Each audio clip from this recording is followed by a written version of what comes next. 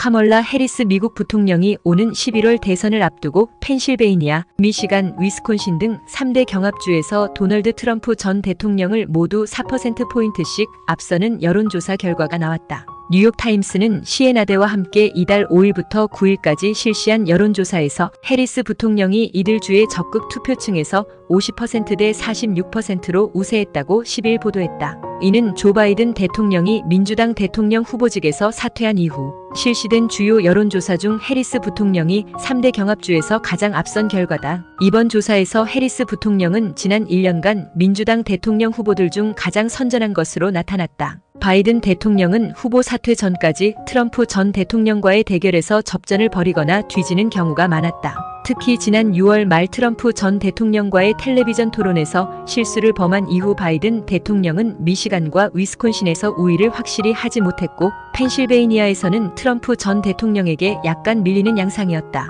해리스 부통령이 이번 조사에서 4%포인트 앞선 것은 오차 범위 내에서의 결과로 아직 불확실성이 남아있음을 시사한다. 펜실베이니아, 미시간, 위스콘신 등 러스트벨트 지역이 핵심 경합주로 불리는 이유는 이들 주에서 초접전이 벌어지기 때문이다. 이들 3개 주를 민주당 후보가 모두 확보하면 다른 경합주에서 패하더라도 승리를 확정지을 수 있다. 반면 공화당 후보가 이들 중 한 곳이라도 차지하면 승리를 가져갈 가능성이 높다. 해리스 부통령은 최근 미네소타 주지사 팀 월즈를 러닝메이트로 지명하면서 여론의 긍정적인 반응을 얻고 있다. 이번 조사 결과는 이러한 러닝메이트 지명 효과가 반영되지 않았을 수도 있어 향후 지지율 변화에 더욱 주목할 필요가 있다. 해리스 부통령은 유권자들의 평가에서 트럼프 전 대통령보다 나라를 위한 확실한 비전 보유 항목에서는 낮은 평가를 받았으나 유능한 대통령이 되기 위한 기질, 정직성, 지적 능력, 올바른 변화를 가져올 가능성 등에서는 모두 앞서는 평가를 받았다. 뉴욕타임스는 이번 여론조사 결과가